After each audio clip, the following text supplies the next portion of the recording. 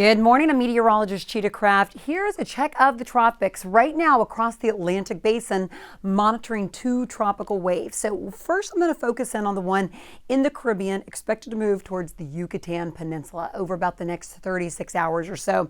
Once this moves towards the Bay of Campeche, potentially the southernmost portion of the Gulf of Mexico, big area of high pressure across the state of Texas, going to help block and keep most of this moisture heading towards Mexico.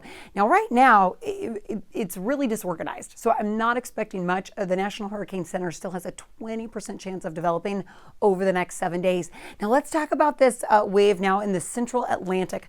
Now, this pushed off the coast of Africa. It has continued to gain some development, so 70% chance at this point that it could become either our next tropical depression or tropical storm barrel. That'd be the next name on the list.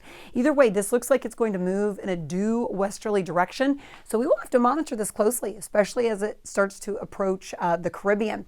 Another area that I'm monitoring, now this happens every year this time of the year, all this Saharan dust, it gets pushed off the coast of Africa and it sometimes can become waves. Now enough of this, if it's concentrated, can actually travel across the Atlantic and even make it into the Caribbean and into the Gulf. I'm going to show you when I think we could see some of the impacts from that.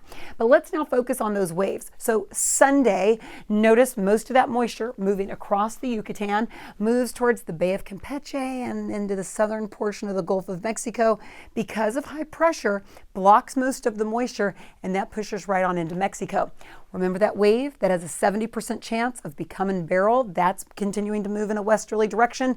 We will monitor that through the beginning and mid part of next week as it moves closer into the Caribbean. So again, we will be monitoring that for the potential of our next named storm.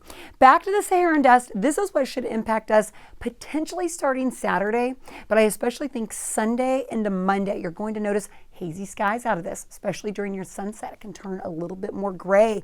Some of this can even impact our air quality levels. Now, some of this stays at the upper levels of the atmosphere, so it's enough to notice some haze draped across the skyline, but it doesn't actually drop to the surface.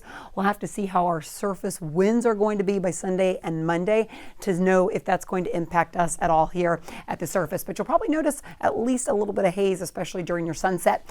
95 today, we stay in the mid-90s through Saturday, and then it's all about the heat as we trend through next week.